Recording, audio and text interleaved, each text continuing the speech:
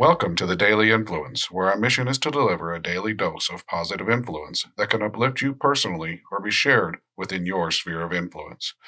While not every episode may directly apply to your unique circumstances, we strive to provide insights and inspiration relevant to most people's daily, weekly, and monthly lives.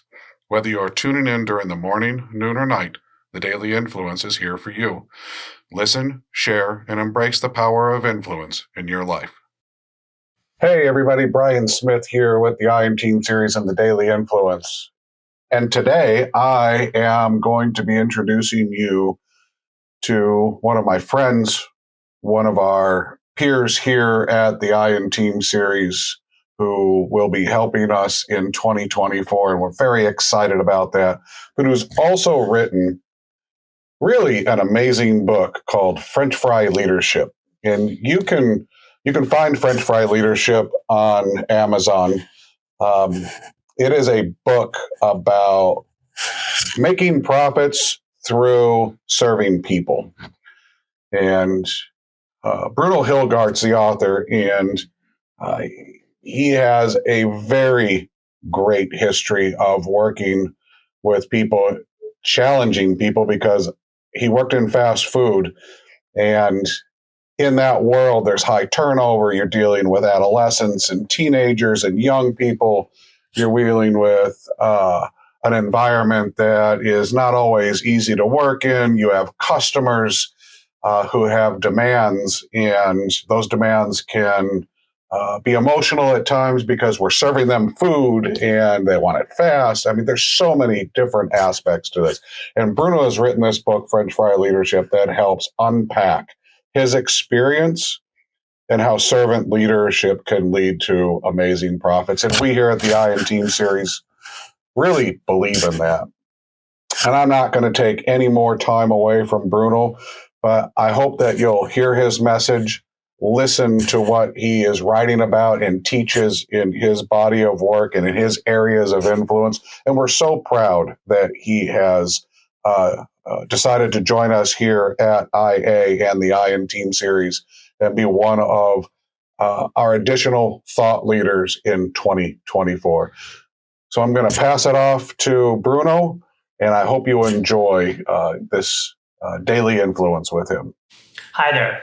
I'm Bruno Hilgard, author of French Fry Leadership, How to Attain Profits Through Serving People.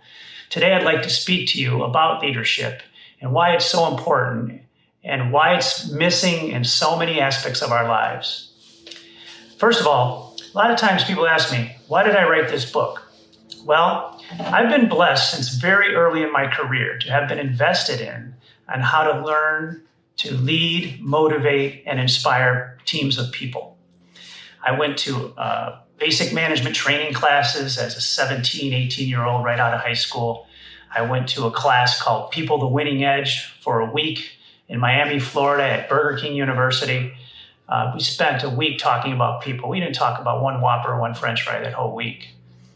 If anybody ever asked what I did for a living, and they didn't already know, and most people knew because I wore a name tag, because our people needed to wear name tags, so you have to model what your people are expected to be doing.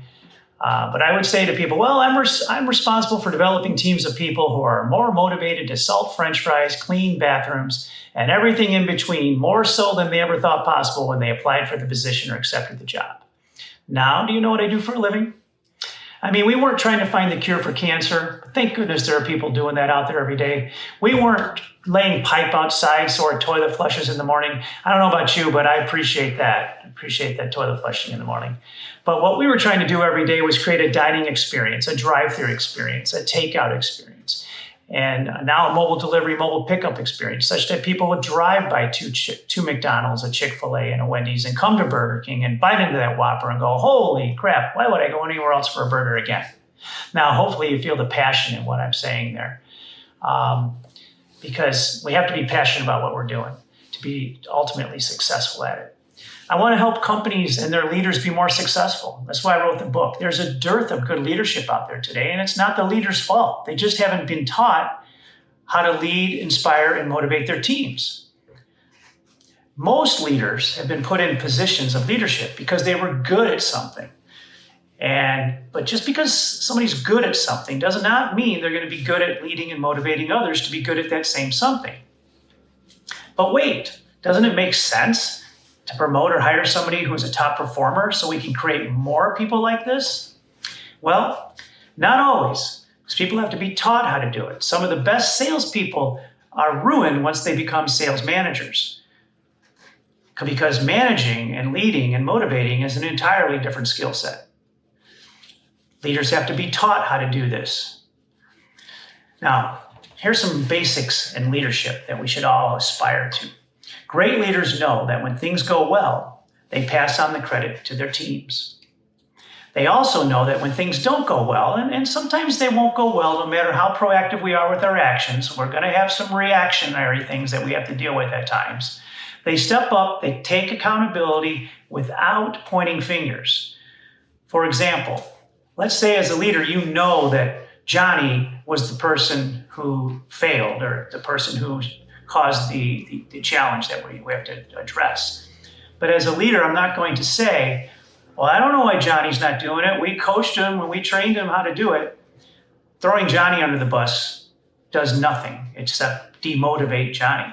Instead, I would say, well, you know what? There is an opportunity there. I can see that. Let me go back and discuss this with the team.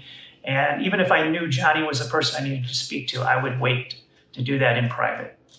Great leaders know it's never about them. It's always about their teams.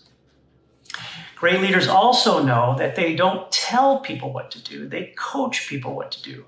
There's a difference. I joke with people that unless you're in the banking world, have you ever heard of a Teller's Hall of Fame? But there are plenty of Coaches Hall of Fames. And ever since we were 2 years old, we don't like to be told what to do. Coaching requires that we explain the reasons why and what's in it for them. Great leaders know that they're servants to their teams. Their teams come first. My boss always knew he came second. The people that reported to me came first. Great leaders know also that if they have to be around all the time to make sure things are going well, that we're not developing highly motivated, self-sufficient people. People don't want to be babysat. They don't want to be micromanaged. Doing all of these things leads to having teams of people who are willing to run through walls with us. Now notice how I said with us and not for us, because followers need to understand that they need to feel that their leaders are still willing to get dirty as necessary. Now, we shouldn't be, as a leader, we shouldn't be getting dirty too often, because that means we have bigger challenges. You know, I used to joke with the people, I'll do dishes and make French fries all day long in my Burger King restaurants if I could get paid what I get paid and everything, but I can't make enough French fries and I can't do enough dishes to justify my existence. So this is why we hired a team of people to get this work done. But at the same time, this team of people has to know and feel that me as a leader are willing to get dirty as necessary. Now, what are some results of poor leadership? I feel like there should never be a reason for strikes. Strikes should never happen.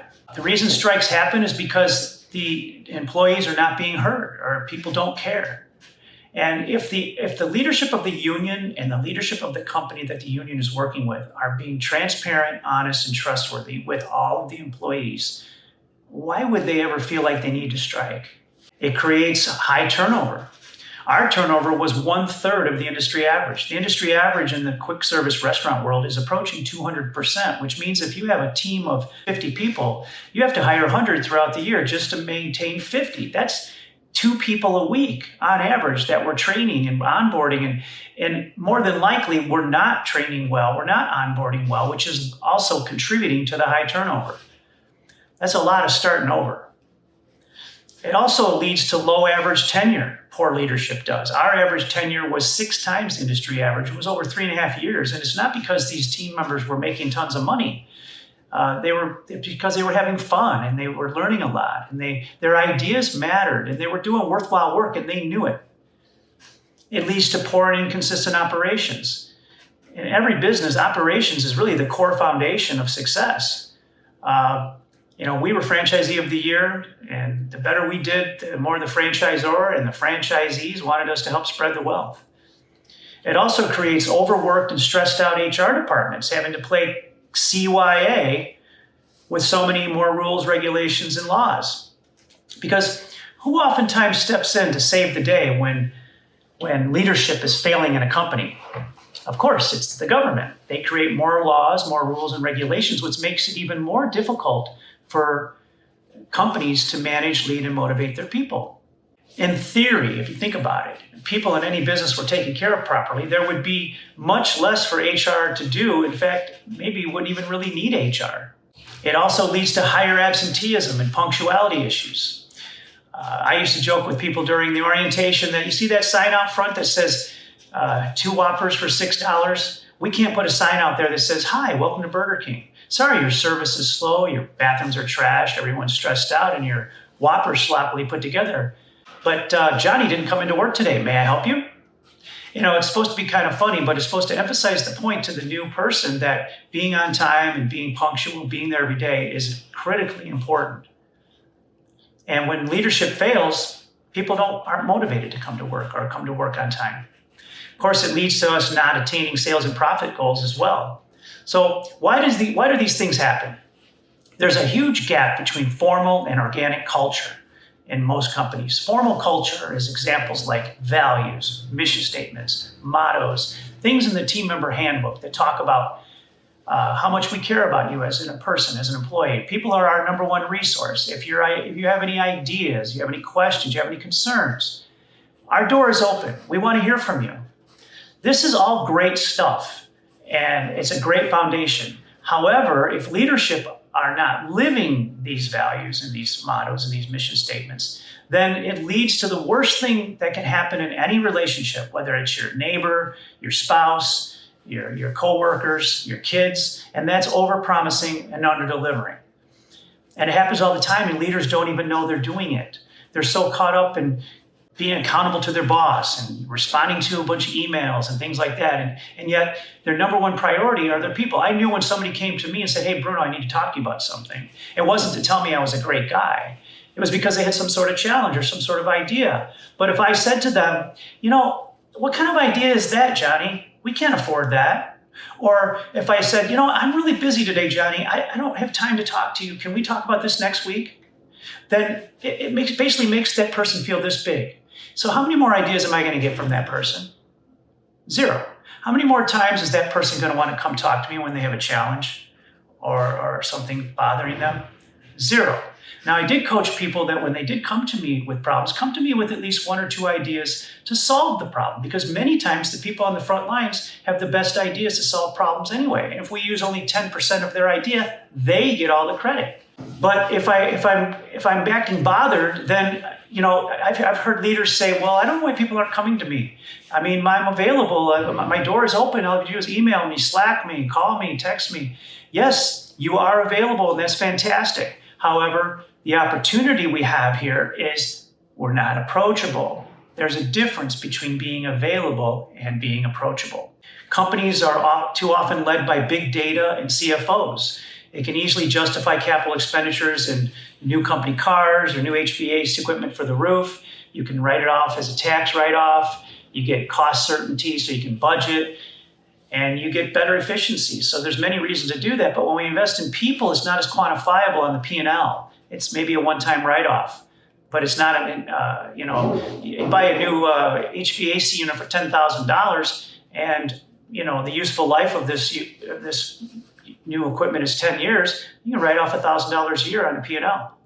And also, C-suites are often too far disconnected from what their frontline staffs are going through each day. It leads to middle management, who we've already identified many times of people that have not been taught how to properly lead, motivate people. They have to pick up the burden and try to keep those frontline employees staffed, because the C-suite makes decisions that affects the frontline in a negative way, and middle management has to try to pick up the pieces. And it's a terrible formula. So what can we do? Invest in and budget for our leaders with ongoing leadership training. We have local seminars. We can help pay for local college classes that focus on leadership. Bring in guest speakers from other industries to share successes. Take full advantage of the opportunities that come up with peers, corporate, local chambers, and business meetings. In our company, we gung-hoed and raving fanned our company. Pick out your favorite books and do the same. These are a couple of books that really made a big difference. So leadership is lacking out there today. It's something that needs to be invested in. It's something that most people don't have those skill sets. And I encourage you in your operation with your leadership team to identify the leaders in your company and give them the proper training and invest in them as needed. Thanks for listening today.